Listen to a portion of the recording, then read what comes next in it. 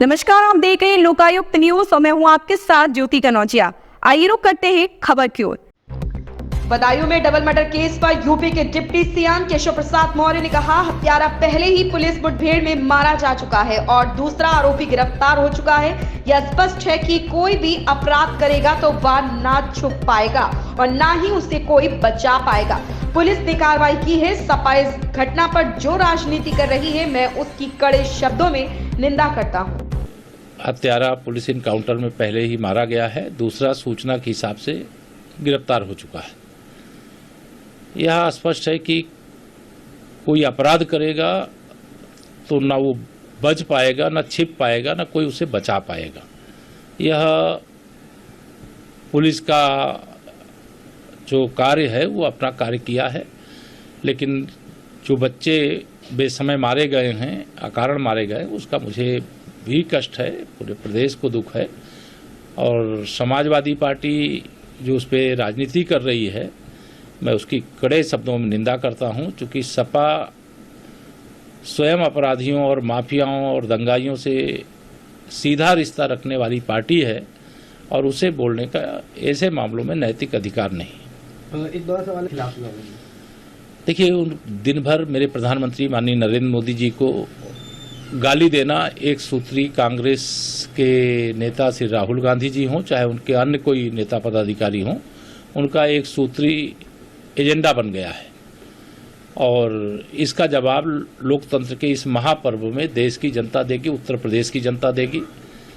कोई भी एजेंसी, कोई भी जांच करने का काम अगर किया जा रहा है और उसमें कोई सवाल उठाता है, तो इसका मतलब है कि वह भारतीय संविधान के अनुसार जो एजेंसियां, चाहे वह न्यायपालिका हो, चाहे वह चुनाव आयोग हो, चाहे कोई जांच एजेंसियां हो, उस पर सवाल उठा करके वह यह साबित कर चुके हैं कि पहले वह गलत करते थे और उनकी गलतियों की कोई जांच नहीं करता था।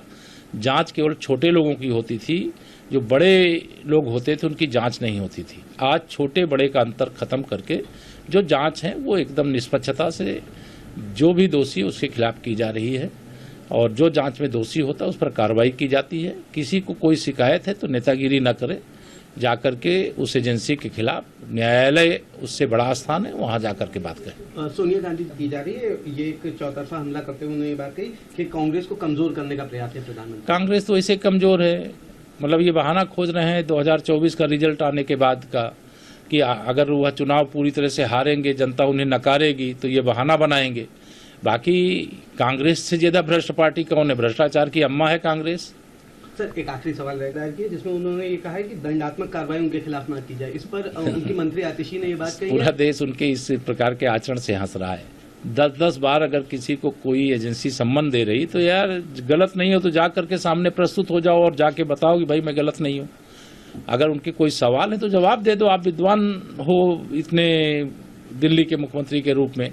लेकिन गिरफ्तार कर लिया जाएगा और मुझे जेल भेज दिया जाएगा, पहले से ही माहौल बनाने का जो काम कर रहे हैं, अगर गलत किए होंगे तो जेल जाएंगे और जेल जाने की नौबत अगर नहीं आती है, वो जांच जवाब देने से एजेंसी संतुष्ट होती है, जांच एजेंसी, तो वहाँ बात खत्म हो जाएगी।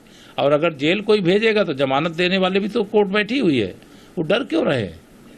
वो डर रहे, इसका मतलब है कि कहीं न कहीं दाल में कुछ काला। उनकी मंत्री ने कहा है कि उनको चुनाव से प्रचार से रोकने के लिए वहाँ जेल भेजा जा रहा है। वो क्या प्रचार करेंगे? उत्तर प्रदेश में कहीं उनकी जमानत नहीं बचने वाली है और देश के कहीं किसी हिस्से में उनका कहीं अता पता नहीं है। कांग्रेस की कमजोरी का फायदा उठा करके वह दिल्ली और पंजाब में आए जरूर हैं, लेकिन आकर के जितना भ्रष्टाचार किया है उसके कारण से उनके कितने मंत्री अभी तिहाड़ जेल में बंद पड़े हैं और कितने मंत्री पंजाब की जेल में बंद पड़े हैं उनके, यह स्वतः सब सामने आ चुका है। क्योंकि ईमानदारी का नाम लेकर के और बेईमानी की दुकान खोल देने से और ईमानदार बने रहने का जो ढोंग था वो खत्म। इस खबर में बस इतना ही। बने रहे लोकायुक्त न्यूज के साथ।